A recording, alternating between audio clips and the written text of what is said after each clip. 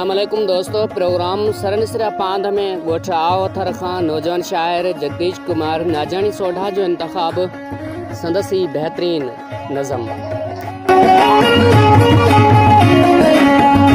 पुछी थो तूं पिरी मूंखां ॿुधाए के प्यार थियो मूंसां।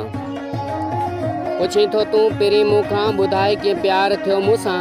निशानियूं थो ॾियां तोखे पंहिंजे सभु प्यार जूं जानी। अचनि जे यादि तोखे हो, अचनि जे यादि तोखे हू जेके मूं ज़हीन में साडियूं कयूं मूं कोन कंहिंसां पर कयां अॼु तुंहिंजे साम्हूं।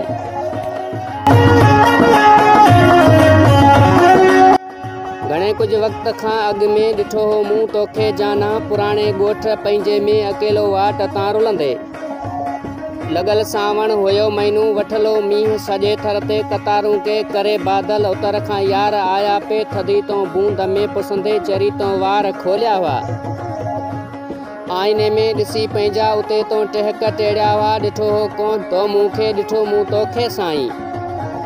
घरनि जे भर वारे लक ते बीठो हुअसि माल सां आऊं। निज़ारो पे ॾिठमि तुंहिंजो हसीन छा यार मंज़र हो। विञाए पाण खे पंहिंजो उते मूं हौसलो छॾियो।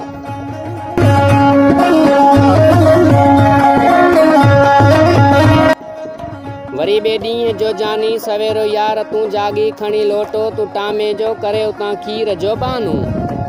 वथाणनि में तूं आयो हुएं अकेलो यार हिकु आऊं सुतलोसि माल पंहिंजे में भरे तूं खीर जो लोटो। मुंहिंजे भरसाण आयो हुएं ॾिसी तूं निंड में मूंखे जाॻाइण जो पिरी सोचे कदम तो चार सेरिया हुआ। कयावा खोड़ तो हीला आख़िर बेज़ार थी मूं मां कयावा छेर जा छमका। पिरी पाज़ेब पे मुंहिंजे अंदर खे यार पे झेरियो। नकी हुई निंड को मूंखे तोसां दिल पर पे ईअं कयो। मिठी ही ॻोठ पंहिंजो ऐं घिटनि खां यार तूं पुछजां। अंधारी राति कारी ऐं वठल बरसाति खां पुछजां। किसो सभु प्यार पंहिंजे जो पखियुनि जी लात खां पुछजां। कहाणी आ डिगी बिल्कुलु थी वई शाम आ जानी।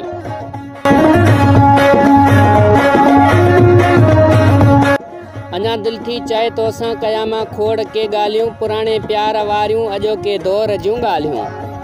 हिते वेरी आहे सभु को वेहण बि कोन ॾींदा गॾु। पिरी मजबूर आहियां मां हलूं था ॻोठ ॾे जानी। हलूं था ॻोठ ॾे जानी कंदो मोला। पिरी पंहिंजा थींदा पिया रोज़ मेला पा। हिते हिकु ॻोठ में आयूं परे एतिरा पिरी नायूं। लाहिजां दिलि न पंहिंजी मतां गम को कजां दिल भर अञा सोढ़ा ॿुधाए छा। चरी कीअं प्यार थियो तोसां, चरी कीअं प्यार थियो तोसां।